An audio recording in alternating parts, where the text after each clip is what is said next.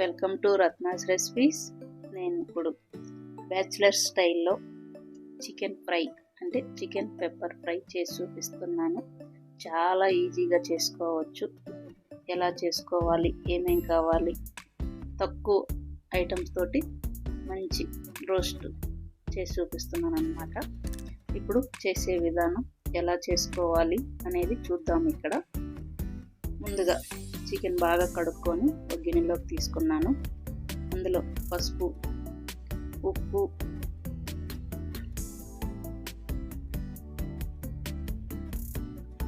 కొంచెం ఆయిల్, అల్లం వెల్లుల్లి పేస్టు వేసుకొని బాగా కలుపుకోవాలి. అంతట్లో కలిసేటట్టు బాగా కలుపుకొని అంతట్లో కలిసిన తర్వాత ఒక హాఫ్ అన్ అవర్ ఫ్రిడ్జ్లో పెట్టుకోవాలి. హాఫ్ అన్ అవర్ తర్వాత మనకి ఇట్లా అవుతుంది చికెన్ అంతా నాని. ఇప్పుడు ఒక్కసారి గెంటుతో అంతా అట్లా కలుపుకొని అది పక్కన పెట్టుకొని ఇప్పుడు ఒక బండ్లో ఆయిల్ వేడి చేసుకొని ఆయిల్ తోటి కొంచెం నెయ్యి, కూడా ఫ్లేవర్ బాగుంటుంది నెయ్యి వేయడం వల్ల. ఇప్పుడు ఆ నెయ్యి కరిగిన తర్వాత పొడుగా కట్ చేసుకున్న ఉల్లిపాయలు, పొడుగా అంటే మధ్యలో కట్ చేసిన పచ్చిమిరపకాయలు వేసుకొని ఫ్రై చేసుకోవాలి. ఈ ప్రాసెస్ అంతా హైలోనే ఫ్రై చేసుకోవాలి, త్వరగా ఫ్రై అయ్యేదానికి. ఇప్పుడు అల్లం వెల్లుల్లి పేస్ట్ వేసుకొని బాగా పచ్చివాసన పోయేదాకా ఫ్రై చేసుకోవాలి. అది అట్లా ఫ్రై అవుతూ ఉండగా కొంచెం పసుపు, కొంచెం కారం, జీలకర్ర పొడి, గరం మసాలా పొడి, ధనియాల పొడి వేసుకొని ఫ్రై చేసుకోవాలి.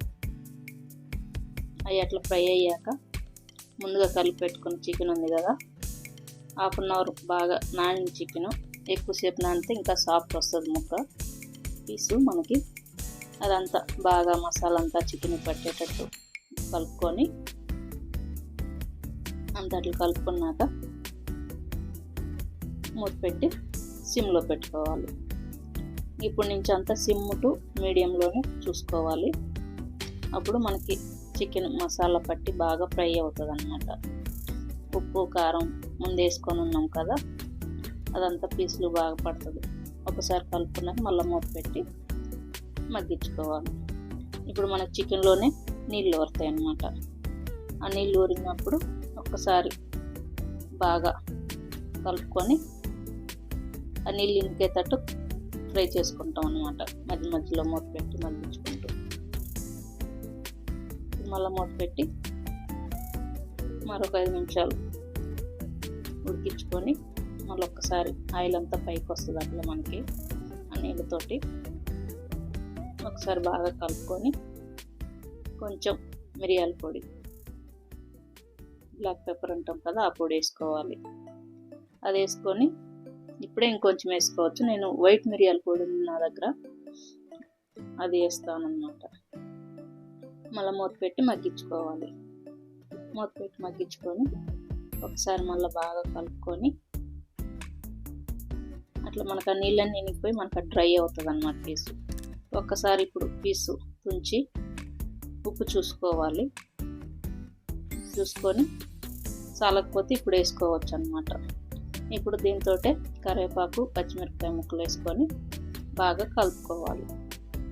అంతా అట్లా కలుపుకొని మళ్ళీ మూత పెట్టి ఇంకొంచెం ఉడకాలనిపించింది నాకు, రోస్ట్ కదా. ఇప్పుడు వైట్ పెప్పర్ పౌడర్ అని చెప్పాను కదా, అది మెత్తగా కాకుండా క్రష్ చేసినట్టు చేసి ఆ పొడి వేయాలన్నమాట. వేసి బాగా కలుపుకోవాలి.